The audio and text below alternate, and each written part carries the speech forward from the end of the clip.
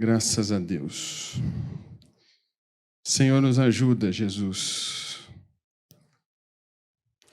Nos ajuda, Senhor, como noiva, a nos ataviarmos, Senhor Jesus, para esperar o dia da Tua vinda, do casamento, Senhor. Nos livra, Jesus, dessa relativização da Tua palavra. Nos livra, Jesus, de perder essa guerra. Nos ajuda a ser um povo que Te ama, Jesus, e que está até disposto a padecer por Ti. Eu peço a Ti mais uma vez, livra-nos de ser um povo, de termos um coração que não é terra boa. Que essa palavra, Senhor, caia em terra boa e produza o fruto que ela precisa produzir. Em nome de Jesus. Amém. Irmãos, eu queria aqui também nos animar, nos lembrando de um recurso, de uma comparação que Paulo usou muitas vezes. Aqui essa comparação foi utilizada no texto que o Cláudio leu e também, eu acho que o Hélio também usou essa comparação. Paulo nos diz, em vários textos, que nós estamos numa guerra. E, de fato, nós estamos numa guerra. Nossos irmãos lá no Níger, por exemplo, estão numa guerra física, onde há na Índia também a perseguição. Essa guerra é visível, ela é uma guerra física. Os irmãos precisam fugir, correr, se esconder, porque ela é uma guerra física. Só que todo filho de Deus, todas as pessoas que se renderam a Cristo, se tornam soldados e estão na guerra. E eu queria lembrar aqui, irmãos, que essa guerra pode ser silenciosa e nós não estarmos vencendo ela. Como o Hélio disse, tem gente que está perdendo a guerra e tem soldado que já se entregou, que já se rendeu. Eu queria que a gente fosse aqui no texto de Paulo, na segunda carta aos Coríntios, capítulo 10. Do versículo 3 ao versículo 5. 2 Coríntios 10, do 3 ao 5. Porque, embora andando na carne, não militamos segundo a carne. Porque as armas da nossa milícia não são carnais, e sim poderosas em Deus para destruir fortaleza, anulando nossos sofismas e toda a altivez que se levante contra o conhecimento de Deus, e levando cativo todo o pensamento à obediência de Cristo. Aqui, irmãos, há uma guerra clara e evidente nesse texto, que não é necessariamente uma guerra física. Paulo está dizendo, embora nós todos andando na carne, estamos vivos ainda, nós não militamos segundo a carne. A igreja de Jesus não precisa militar segundo a carne. Nós não combatemos heresias com argumentos humanos. O reino de Deus não avança pela intelectualidade apenas, pelo convencimento por argumentos. O reino de Deus avança pelo poder de Deus, pela ação do Espírito Santo de Deus sobre os seus filhos. Nós não combatemos ideologias com outras ideologias. Nós combatemos ideologias com a palavra de Deus.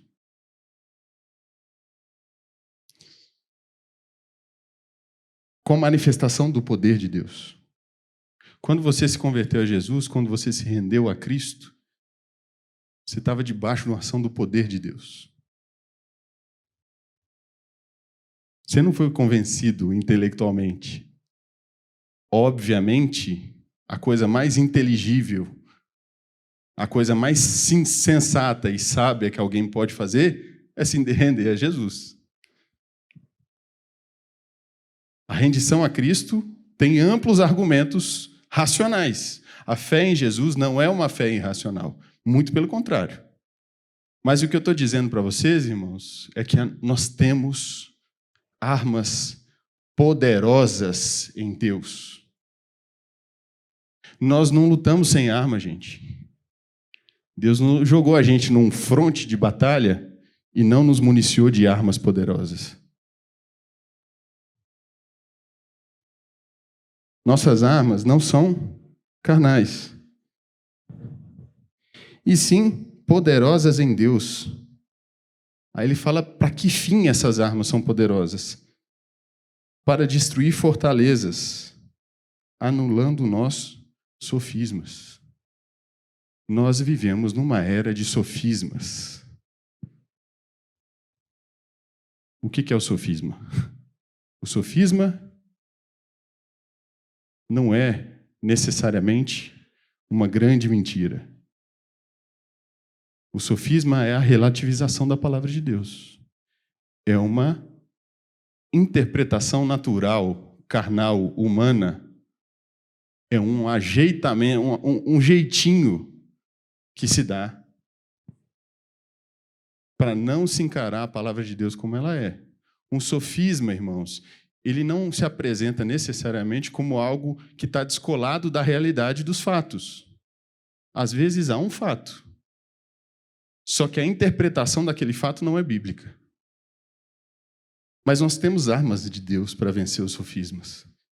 E onde eles se instalam?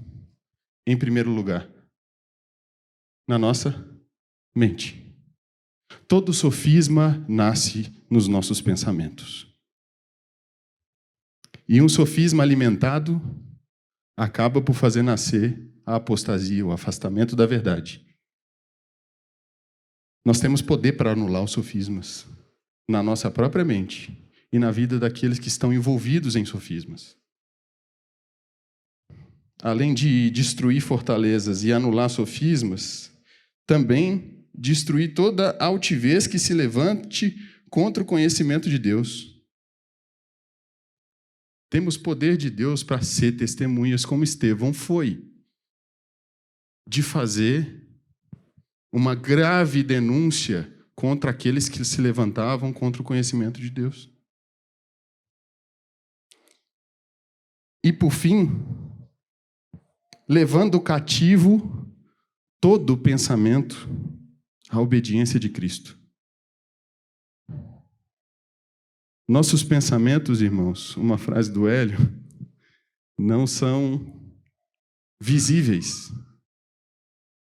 Nós não conseguimos ver nossos pensamentos, mas eles são reais. E eles podem ser altamente destrutivos. E eu queria nos lembrar dessa guerra que há, irmãos. Não nos sejamos inocentes. As trevas lutam nesse fronte de batalha com muita violência para cooptar a nossa mente, para que os nossos pensamentos sejam raptados, para que você fique perturbado, para que você fique pensando e coisas, para que você tenha medo. Alguém com medo não age. Alguém cheio de medo não faz nada. Essa é a batalha que nós estamos envolvidos, irmãos. Há uma guerra das trevas para alcançar e ganhar o nosso pensamento. Mas nossas armas são poderosas em Deus para fazer o nosso pensamento cativo a Cristo. Cativo à obediência a Jesus. O cativo também é uma expressão de guerra. Alguém cativo é alguém que foi preso. Ele está preso ali. E olha que prisão maravilhosa. Minha mente pode ser presa a Jesus. Meu pensamento pode ser conduzido à obediência de Cristo. Eu quero levantar esse alerta aqui, irmãos, a essa guerra que existe, que é silenciosa e que, se nós não vencermos ela, a gente perde. Às vezes o que brota é uma coisa pequena que vai crescendo, que vai crescendo, que vai crescendo. Nossos pensamentos não podem ser um lugar de liberdade. Não, eles têm que estar presos a Cristo. Porque alguns, nessa liberdade de pensamentos, abraçam sofismas, heresias, decaem da fé, perdem a fé. Nós temos armas poderosas em Deus para nos blindar dessa avalanche de sofismas. Eu quero usar o exemplo aqui, irmãos, para vocês, do que aconteceu. É uma história conhecida de todos nós aqui. Vocês lembram de Davi e Golias? Eu quero citar 2 trechos, na verdade 3 versículos dessa história, para nos ajudar a perceber um povo que estava perdendo a guerra sem lutar e um rapazinho que estava com a mente cheia do Espírito Santo, sua mente guardada em Deus. Contextualizando lá, o filisteu Golias, treinado na guerra, gigante, chega ali e de dia e de noite se mostra grande. E o povo todo, inclusive o rei Saul, ficam amedrontados com medo daquele homem. E ele zombando, né? Estou esperando vir um aqui que me enfrente. Nosso inimigo faz isso, irmãos. Ele fica se mostrando grandão. Ele desafia a fé. Ele desafia os filhos de Deus. Vamos lá para o texto? 1 Samuel. Nós vamos ler do capítulo 17. No capítulo 17, o versículo 24 e 25 primeiro. Olha como está o povo de Israel olhando para aquele homem. Versículo 24. Todos os israelitas, vendo aquele homem, fugiam de diante dele e temiam grandemente e diziam uns aos outros: vistes aquele homem que subiu? Pois subiu para afrontar a Israel. A quem o matar, o rei o cumulará de grandes riquezas e lhe dará por mulher a filha, e a casa de seu pai isentará de impostos em Israel. Já estava correndo a conversa lá. Todo Israel temia aquele homem. O exército enfileirado lá, temendo Golias. Inclusive o rei prometeu muita coisa. Rapaz, não paga mais imposto, muitas riquezas e deu a filha dele ainda para casar. Como é que estava o Davizinho, pequeno, acostumado com louvar Jesus, ao Senhor Deus, né? Como é que estava a cabeça dele? Percebam a mente desse povo, amedrontada. Israel estava amedrontado. Não era um homem, um exército. O rei temia. Aí me aparece o tal do Davi. Como é que Davi chega, irmãos? Olha a resposta de um homem que não teve a sua mente cooptada. Não teve guerra nenhuma. Ninguém sacou espada. Mas a mente deles já tinha sido cooptada por Golias. Olha o próximo versículo, 26. Então falou Davi aos homens que estavam consigo, dizendo: que farão aquele homem que ferir a este filisteu e tirar a afronta de sobre Israel? Ele perguntou: mas como é que é? O que o rei vai dar para quem conseguir vencer esse filisteu aí? E no finalzinho do versículo fala assim: quem é, pois, este incircunciso filisteu para afrontar os exércitos do Deus vivo? Quem ele acha que ele é para afrontar meu pai? A mente dele sabia do que Deus era capaz de fazer. Ele não estava olhando para o Golias. Ele estava olhando o seu Senhor. Ele estava cheio de confiança que Deus é poderoso. A guerra está vencida aí, irmãos.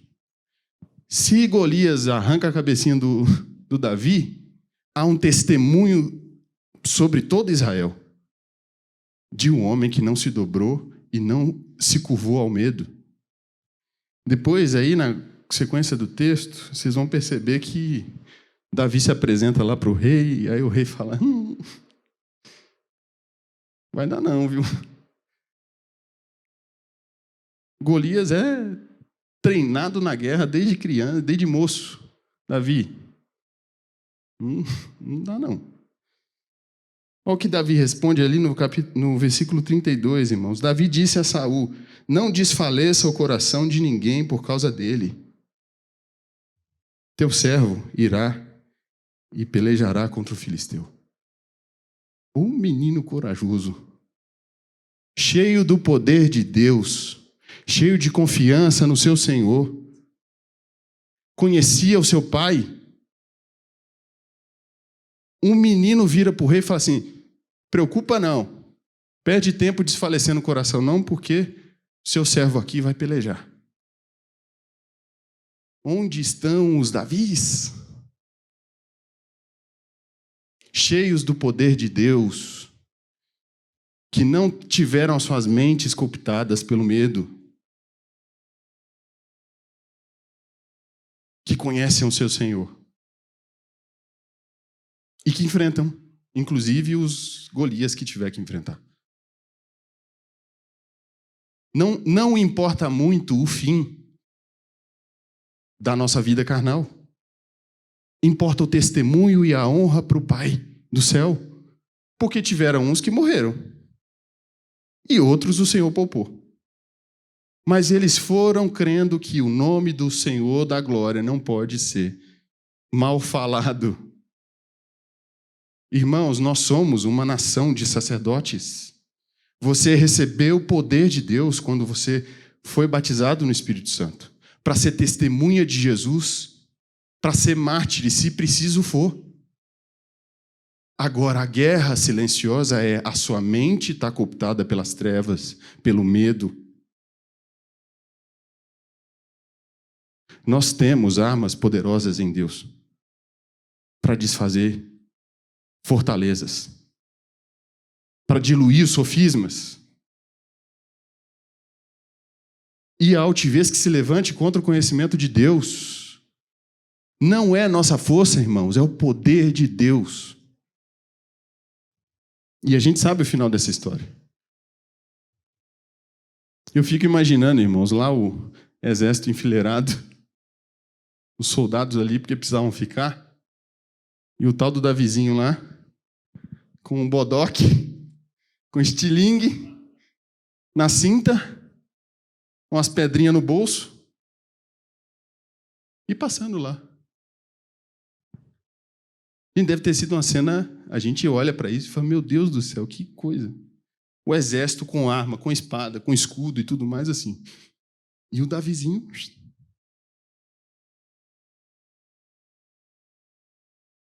Porque o poder não era da armadura que Saul queria dar para ele. É o poder de Deus. Cheio do Espírito Santo de Deus. Cheio de convicção e certeza do Pai que ele serve. Do mesmo jeito que Estevão foi. Morreu apedrejado. Mas o Pai abre o céu e mostra para ele para onde ele ia ir. Cheio do poder de Deus, irmãos. Isso está disponível a você. Mas você está perdendo a guerra? Você fica gastando tempo pensando no quê? Pensa aí. Você gasta a sua semana, o seu dia a dia, Meditando no quê? Olhando para o Golias? Olhando para a perseguição? Ou olhando para o seu Senhor? Poderoso. Grande. Por fim, irmãos, eu queria dar uma passadinha lá em Efésios 6, um texto super conhecido por nós. Efésios 6, 10. Aqui de novo, essa figura da guerra usada. Vamos ler. Quanto ao mais, sede fortalecidos no Senhor e na força do seu poder, revestindo-vos de toda a armadura de Deus, para poderdes ficar firmes contra as ciladas do diabo. Porque a nossa luta não é contra sangue e carne, e sim contra os principados e potestades, contra os dominadores desse mundo tenebroso, contra as forças espirituais do mal nas regiões celestes. Portanto, tomai toda a armadura de Deus, para que possais resistir no dia mau, e depois de terdes vencido tudo, permanecer inabaláveis. Estais, pois, firmes, cingindo-vos com a verdade e vestindo-vos da couraça da justiça. Calçai os pés com a preparação do evangelho da paz, embraçando sempre o escudo da fé, com o qual podereis apagar todos os dardos inflamados do maligno. Tomai também o capacete da salvação e a espada do Espírito, que é a palavra de Deus. Com toda oração e súplica, orando em todo tempo, no Espírito, e para isso vigiando, com toda a perseverança e súplica por todos os santos. Tem uma armadura de Deus aqui. E essa armadura, irmãos, sabe o que é? A palavra de Deus. A fé, a salvação, a pregação do Evangelho. Onde é que você encontra isso? Na Bíblia. Eu quero dizer para vocês, irmãos, quanto tempo você gasta meditando na Bíblia no seu dia. Se você não tem prazer na lei do Senhor, você pode estar perdendo a guerra já. Essa guerra silenciosa. Você conhece a fé que você quer defender? A sua alegria está em meditar na palavra de Deus? Você pensa no seu dia a dia, no que você leu? Você medita na lei do Senhor? Ou sua cabeça está ocupada demais com um montão de coisa?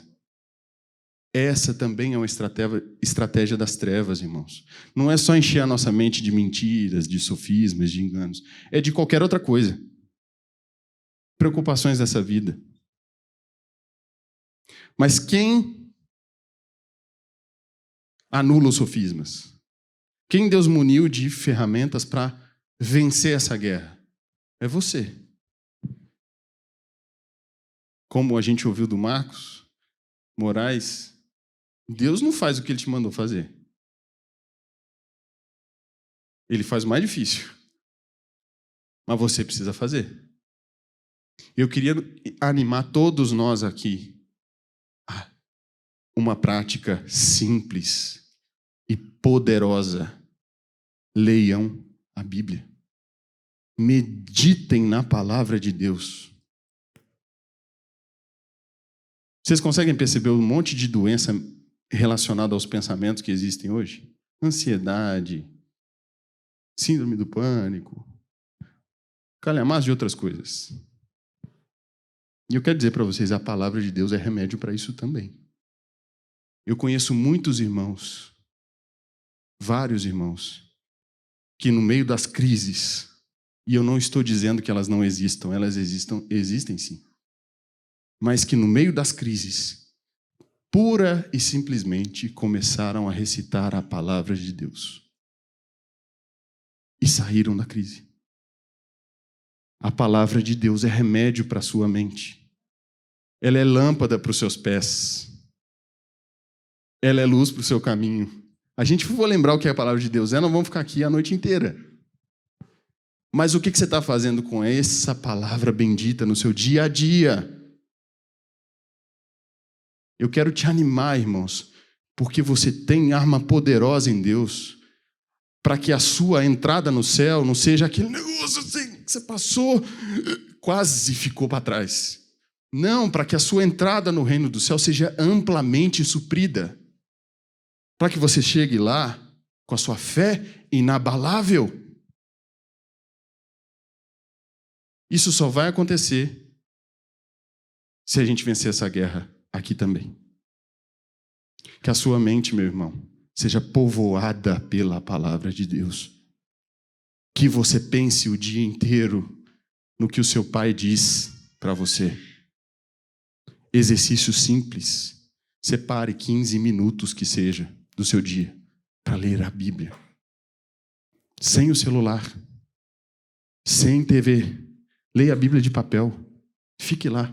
15 minutos por dia. Todo mundo aqui pode dar. Você vai ver que esse exercício no começo fica... Daqui a pouco passou meia hora e você não saiu de lá. Isso é blindagem para a sua mente. Para você não cair. E, irmãos, evidentemente, o presbitério de qualquer congregação tem responsabilidade de denunciar os desvios, as heresias, para a igreja, para a congregação, para irmãos. Mas você tem que lutar pela sua fé. Você vai dar diante de Deus conta da sua própria vida, do que você fez com a sua vida. Presbitério e pastorado nenhum vai salvar ninguém. Vai manter ninguém perseverando até o fim. Deus colocou esses ministérios para ajudar o corpo a funcionar bem. Mas você é soldado. Pega a sua arma, meu amigo. Conheça bem ela. E vai para a luta. Porque, de novo, as nossas armas não são carnais, mas são poderosas em Deus. Nós venceremos essa guerra. Essa guerra será vencida. Apocalipse já diz. É a guerra que já tem fim certo. Mesmo que a gente pereça, nosso corpo natural pereça. Mas há uma eternidade com seu Salvador te esperando. Amém? Vamos orar um pouco? Mais?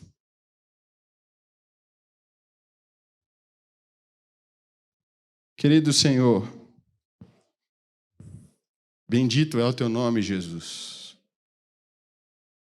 Porque o Senhor não nos chamou e deixou de nos capacitar.